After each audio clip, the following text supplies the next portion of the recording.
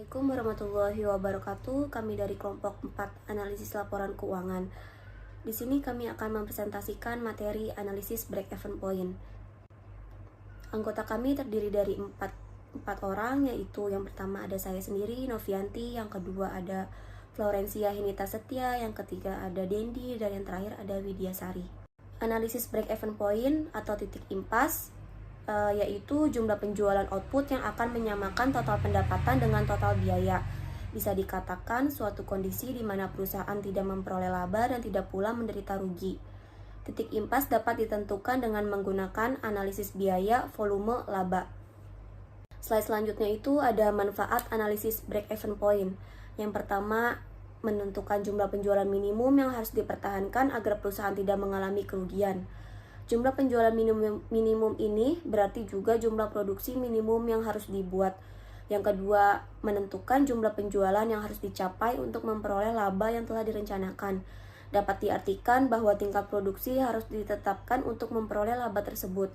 Yang ketiga, menentukan harga jual produk. Dan yang terakhir, yang keempat, menganalisis efek perubahan harga jual, biaya, dan volume penjualan terhadap keuntungan yang diperoleh.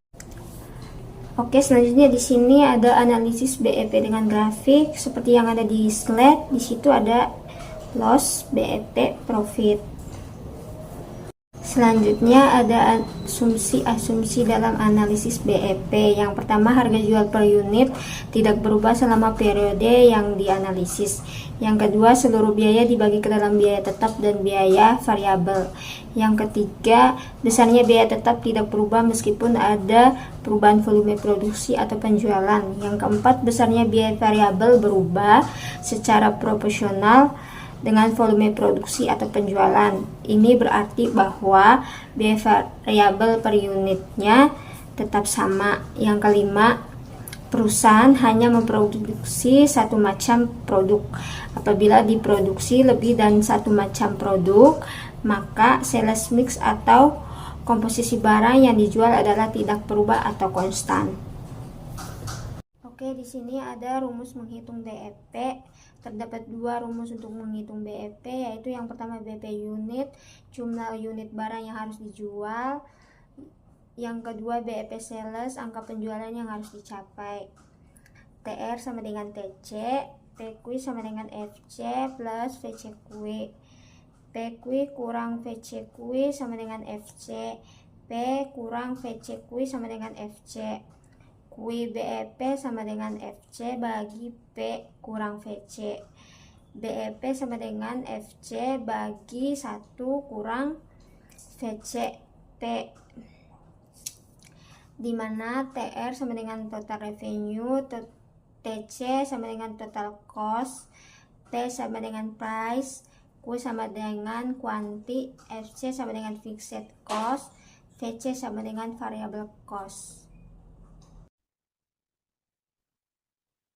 Untuk menjawab pertanyaan nomor 1, kita harus mencari BEP unitnya terlebih dahulu dengan rumus FC per P dikurang VC dengan nilainya 79.200.000 per 20.000 dikurang 14.000 dengan hasil 13.200 unit.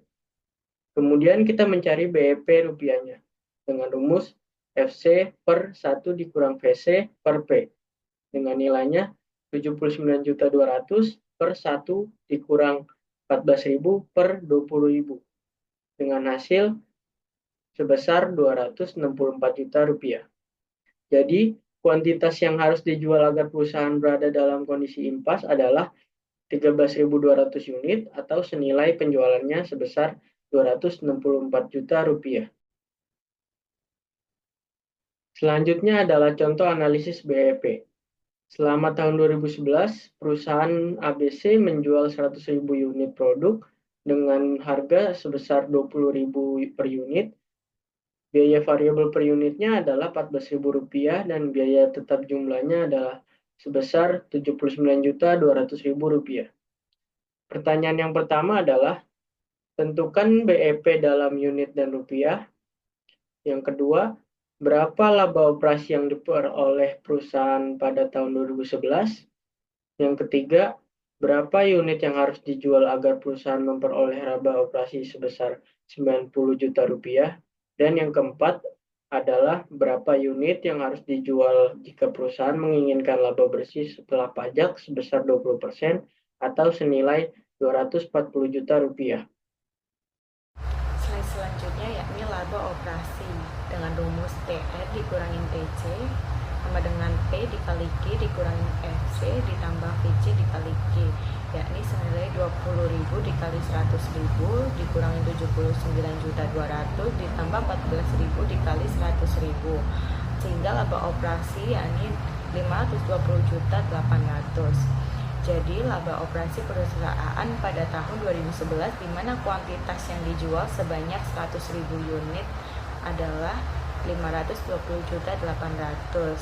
Kemudian terdapat laba operasi dengan rumus TR dikurangin TC dalam kurung P dikali Q dikurangin FC ditambah VC dikali Q, yakni senilai 90 juta sama dengan 20.000 Q dikurangin 79.200 ditambah 14.000 Q, sehingga 169.200 sama dengan 6.000 Q dan nilai Q yakni 28.200 unit. Jadi agar perusahaan memperoleh laba operasi senilai 90 juta, maka kuantitas yang harus dijual adalah 20.200 unit.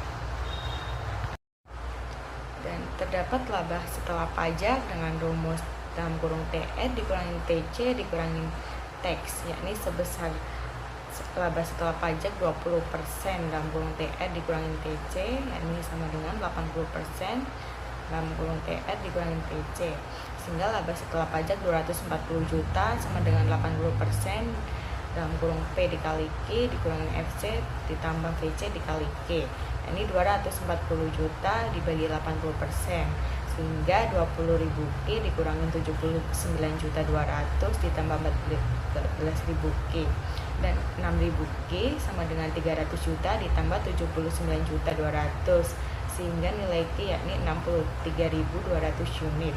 Jadi agar perusahaan memperoleh laba bersih setelah pajak sebesar 240 juta, maka unit yang harus dijual adalah senilai 63.200 unit.